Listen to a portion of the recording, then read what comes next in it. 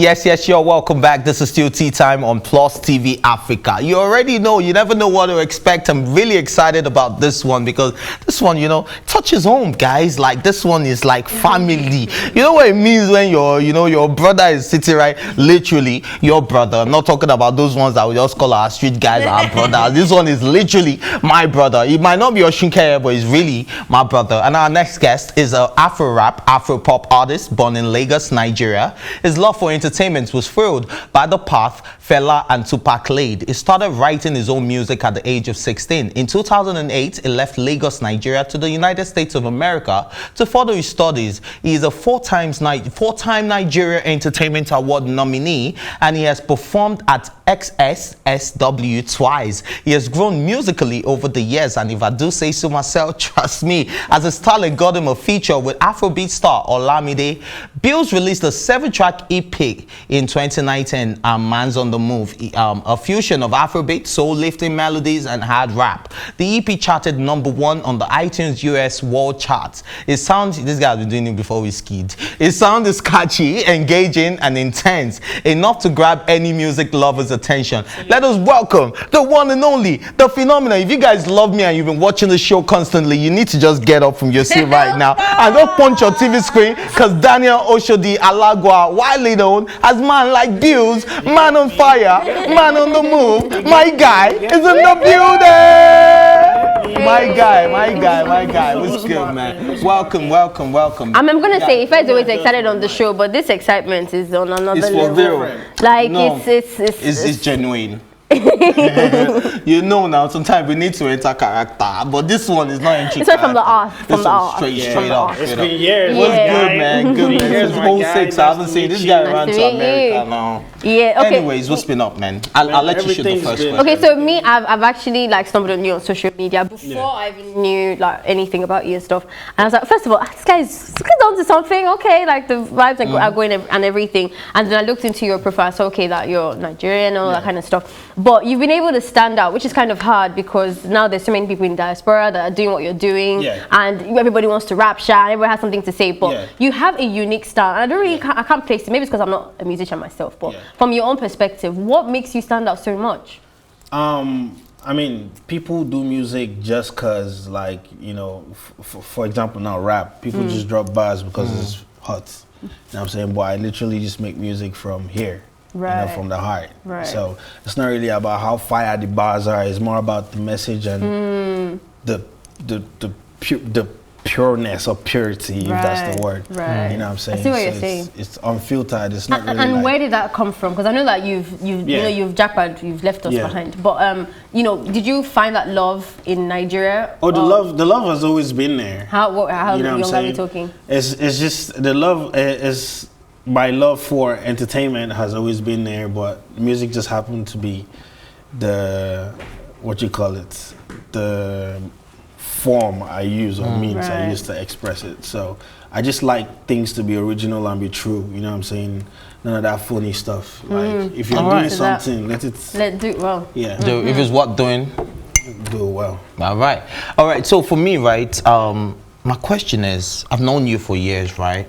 I know you've been through a lot. I really, God rest his soul, Swag, rest in peace, Swag. We love you. That's his elder brother. And that was the guy who started this whole Bils movement and, putting us out there. I could remember way back, we used to talk about when Bils is doing it right now, and we used to rap back in school and all of that. But now you took it to another level, and you are making very dope music, very commercial music as well. That if you were in Nigeria, probably maybe a Whiskey or a Burna Boy, maybe you'd be the guy with the Grammys right now, right?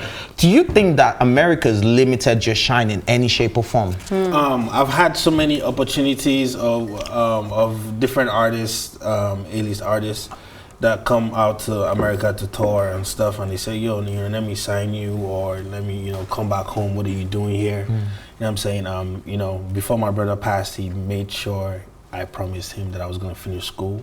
So that's, university, college. So I had to do that. That's one of the reasons why I was out there. You know what I'm saying? School took me longer than what it would take anybody else because I was just going through school and then music and school it was not for me. But I set my mind, like, since this guy you know, I made this promise. I had to get it done. So that's one of the reasons. What did you study? Computer science. No need for that. No. You obviously don't need it. No need. Unless you're making us your crazy videos and stuff, and you know, you're trying to make it. You know, we'll still get in there, get into some programming and app building and all that stuff. Definitely. Tech is the future, so we're there. Definitely. You know Definitely. Yeah. Okay. Yeah. Okay, so I'm liking where your story is going in regards to the fact that you're obviously a man of your word and you keep your promise and everything. But I'm sure you finished school now, right? I did. Okay, so now do you see yourself either doing it both ways? Because we see that happening a lot of the time. So you're doing it both ways, or do you think you're going to come back home and do it proper here? The thing about it for me is I'm just moving, you know, where the vibes take me. Man on the move. If people want me here, like, I can't stay, you know what I'm saying? Like, I'm really just like going where the vibe is. And one thing that people don't appreciate, or one thing that people don't know, is us over there made music blow over there. It's not, you know what I'm saying? We push. Yes, of course. We push the Afrobeats out there, you know what I'm saying? Okay. We're the ones that go crazy when the Whiskey and Davido and Burner come on. We're the ones losing our minds. And we're the ones, the white people and the black people looking at, and the Jamaicans are saying, damn, what is this song that makes the Africans go crazy? Right. That's when they start getting on these records. Yeah. You know what I'm saying? So most of the time, they don't know who's who. They just know if you play this one song, all the Africans in this place are going to go mad. All right, so let's squash this beef right now since you started this conversation, right? There was a recent video of you, you know, you were posted right in front of Davido's house and you were like, bro, I'm not going to leave the front of your building. This guy went all the way. I think you drove from where? You drove from what city to what city? No, it was still in my city. It was still in your city. Drive. So this guy drove from his house and went to the front of Davido's house and like, bro, I'm not going to leave this house until you come out and bless my record, right? And this guy actually did all of that. Now, a lot of people would say that, why didn't you do it with Burna Boy? Burna Boy has been to America. Why didn't you do it with Whiskey? Why were you so intentional about Davido? I'm very intentional, and I take different steps for different reasons. Sometimes it's just the spirit, but with Davido, I understand, I guess, I have my own understanding towards how he processes things. He needs to know you're serious about something. Every time you have a conversation with Davido, you can have 10 conversations with Davido. He would remember what he's going to remember, you know what I'm saying? So I've had that conversation with him, you know. He's cool. David is cool. Like, he was in the city the night before. He saw me, you know, he was like, Bils, what's up, how far? You know, I'm here for a little bit, you know, we can work or whatever, you know what I'm saying? So after that night, I was like, all right, cool, you know, I'll hit you up. So, you know, I hit him up, you know, he's busy, he's working. You know, I hit up the gang and see what's David doing. He's like, well, David is working, he's in the studio with this other A-list celeb. I'm not supposed to mention anybody's name. American. So he's working. I'm like, we know who he is already. Okay. So, Young Tall. So at this point, I'm just like, all right, cool. There are two things I can do. Is either I just keep, you know, calling him on WhatsApp or sending him DMs or, you know, watching his story, you know what I'm saying, to do all of that, or I can just show up, and show how serious I am. You know, chose to show up, and I didn't care what the social media was going to say. Why is this guy begging or da. It's not I think really we liked that, it, to be honest. Yeah, it was the direct approaches for David to wake up and look and say, this guy is mad, and he's actually serious about this thing. He's actually in front of my Different people house. have asked me for things, but for you to be the way you are and still do this, that means you needed it. You know what I'm saying? And I was like, I can't lose, because both ways. First way is either David does this record for me, or second way, people really see how serious I am. You know what I'm saying? And that thing. So how did that play out? It was mad. My mom called me. A bunch of artists in Houston called me. People went up for me. Do you know you are big? Do you know you are this? How can you be embarrassing yourself? You know what I'm saying? And I'm just like, you know, a lot of people call me and say, bro, you've motivated me on a whole different level. Whoa. People I don't follow, different, even artists, DM'd me and said, bro, this is dope. Like, I wouldn't do it, but the fact that you did it is crazy. Like, people message me like, I'm watching you now. You know what I'm saying? And there's some, you know, gatekeepers and stuff like that that messaged me and said, what you did right there, that's hard. I think it also just goes with what you were saying, that you're quite intentional and you're pure with your thoughts as well. You're not doing any of that. But I want to talk about your songs that you've worked on, especially the one with Olamide and stuff. I'm sure you didn't go to the front of his house to beg. So, like, how did that one happen? So with Olamide, I'm like a huge fan. I've always been. I went to Caleb, and the time I was in Caleb, nothing was cool. There was no social life. True. Yeah. These were who was cool. Like there was no our parties. You can wear chains. You can have phones. You can have games. You know what I'm saying? So I didn't have access to celebrities. Like everybody's big to me. So Olamide was like on a whole different level. But basically, I just had a strategy. I kept on doing my covers like I usually do, and I just direct them to him. So I'm doing a bunch of his songs, his covers, his artists, people he's associated with, stuff like that. And then one day he followed me. He was like, he likes it. I told him I would love to work with him. He said, no problem. I sent him the instrumental, and I just waited. Do you think that was your big break? That was the break that introduced me to the world. Like, great. like I like your modesty, but you know, you probably don't even know how big you are because I don't. We've posted a lot of flyers about, you know, guests coming on this show, and you know, we don't get any comment. Maybe somebody say, okay, cool. I'll say, nice. Oh, they will just tag him at Bils. But in your case, we got questions from your fans. If you think online, you could go check our social media platform at PlusTvAfrica and check what the fans asked you. So you know, I'm not making this up. So the first person at Titanium said, if you had an unlimited budget and 3 features have to be on your album, what 3 artists are you picking, African and international? If I have unlimited budget, that means I can promote myself. Yes, unlimited I promote budget. myself now. So you won't have any artists? It's me and my guys that'll be on there. Whoever my guys that make music. You know what I'm saying? All my boys. One of those guys, one of them, there's some guys you mess around with these days. One of my guys? One of my guys. One of my guys. Yeah, so you don't be one of your guys, right? So I have my friends, you know, Moves, he makes music. Even what you call him, Titanium makes music, Imagination. I have a bunch of friends that make amazing music, like I put them on if I have unlimited budget. All my guys are eating. I was expecting the answer. So you mentioned the obvious big names. Yeah. But they are fine now. Underscore DNWA wrote, we want to know, are there any more bangers out to add to the playlist? Also, what or who inspires you the most with music? I think we know that Tupac and Fela, right? Yeah, but definitely. Kanye West. Okay. Kanye. Yeah, That's Kanye a king right there. And then honestly, it's just anybody that speaks from the heart. You know what I'm saying? You can tell when somebody makes. You can just tell, like, okay, this guy just spitting bars. It's hard though, but would you listen to that when you're feeling down? You know what I'm saying? Would you want to work with Dave? Because I know Dave has that style as well. Oh my God. Yes. Hard, man, with his new Yo, album. that album. What? He killed it. Yeah. Anyways, Afro_movement wrote, what inspires your song titles? Damn. I don't know. I just pick what the most important thing. Sometimes song titles are not even in the song. It's just really what the song is. I think the only obvious title is Louder. Yeah, because it's loud. Yeah, it's